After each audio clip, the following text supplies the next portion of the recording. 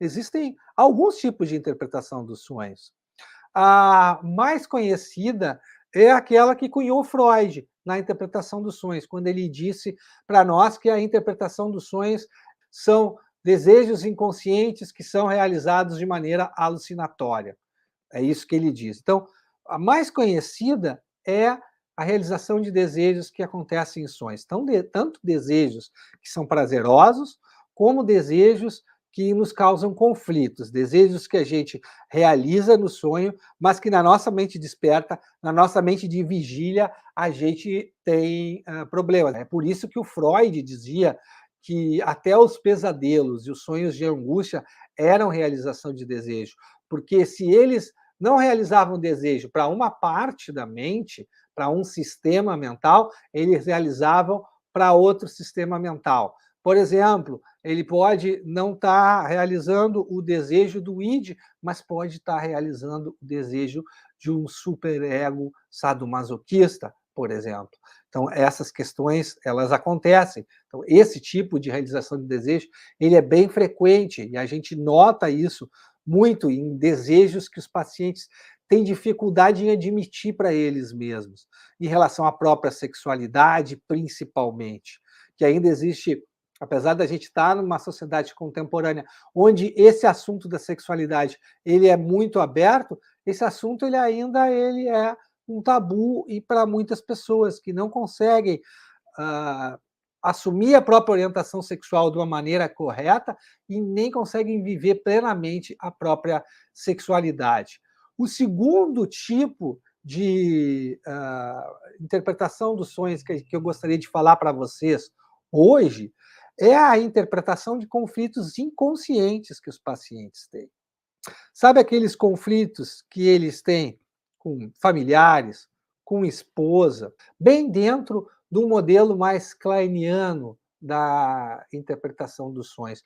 Quando Melanie Klein dá essa dimensão de que os sonhos são uma fotografia da mente do sonhador, bem claramente. Freud tinha apontado isso, mas a Melanie dá um enfoque muito maior para essa questão, né? E também dá um enfoque para os conflitos inconscientes que estão acontecendo na relação terapêutica com o analista.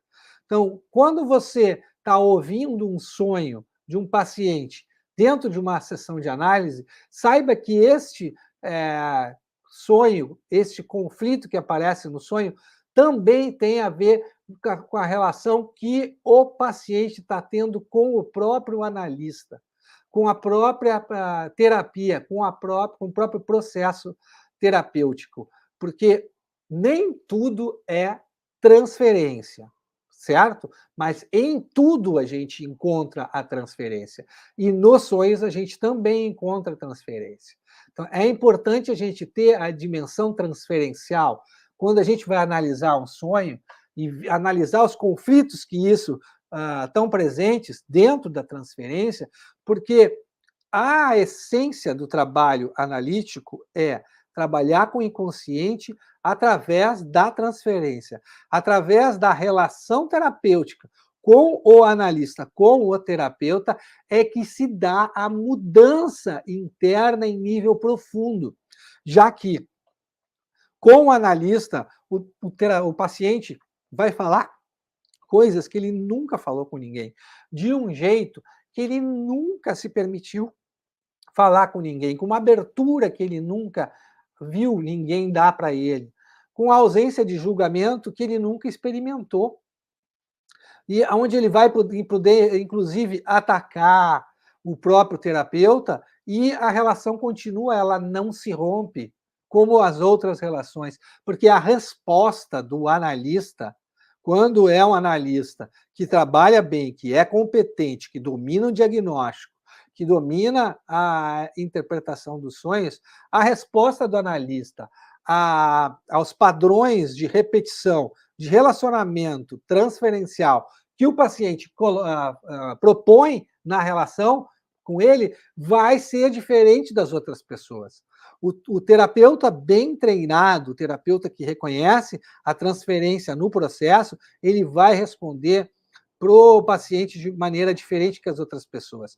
E essa diferença no tempo, fazendo uma análise profunda dos conflitos inconscientes do paciente, modifica profundamente questões inconscientes e o equilíbrio pulsional, o equilíbrio dos objetos, a maneira como o paciente vê os objetos internos, as forças internas, elas perdem o seu equilíbrio disfuncional e patológico e assumem outras formas mais saudáveis e mais equilibradas, que fazem o paciente ter mais energia para produzir, para amar, ao invés de sentir tanto ódio.